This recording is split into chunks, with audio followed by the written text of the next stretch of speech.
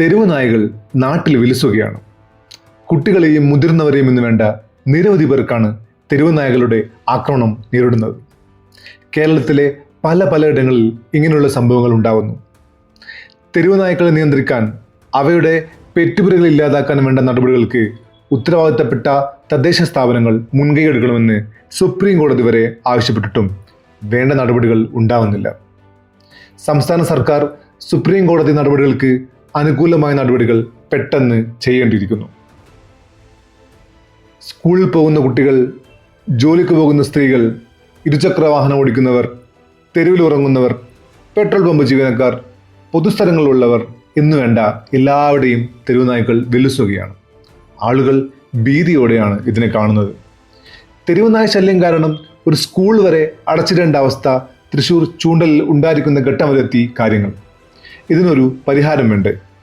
ചിലയിടങ്ങളിൽ ജനങ്ങൾ സ്വയം കൂട്ടായ്മകൾ ഉണ്ടാക്കി തെരുവ് നായ്ക്കളെ വന്ധ്യംകരിക്കാനും ഷെൽട്ടർ ഹോമുകൾ ഉണ്ടാക്കി അവയെ സംരക്ഷിക്കാനും ശ്രമിക്കുന്നുണ്ട്.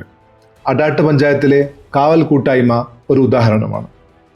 ABC പദ്ധതി അഥവാ അനിമൽ ബർത്ത് കൺട്രോൾ, ഇതിനു വേണ്ട നടപടികൾ ഉടൻ ചെയ്യേണ്ടതുണ്ട്.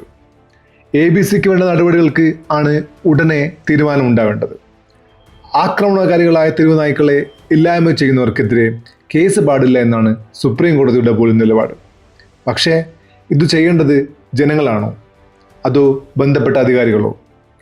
മൃഗസംരക്ഷണ വകുപ്പും തദ്ദേശ സ്ഥാപനങ്ങളും ഒന്നായി ചേർന്ന് പ്രവർത്തിച്ച് വേണ്ട നടപടികൾക്ക് സ്പീഡ് കൂട്ടാനുള്ള സമയമായി.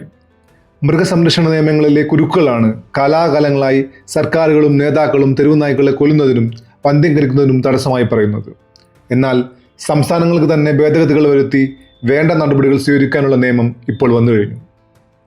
സുപ്രീം കോടതി അതാണ് പറയുന്നത്. ഇനി എന്ന് അത് തുടങ്ങും?